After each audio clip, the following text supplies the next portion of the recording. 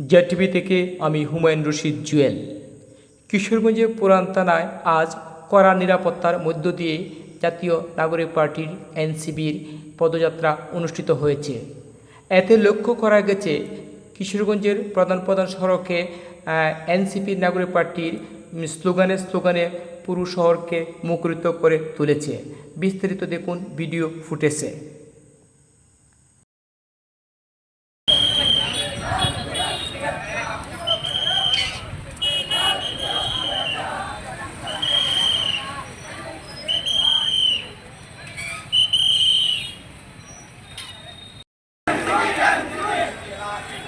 জিন্দাবাদ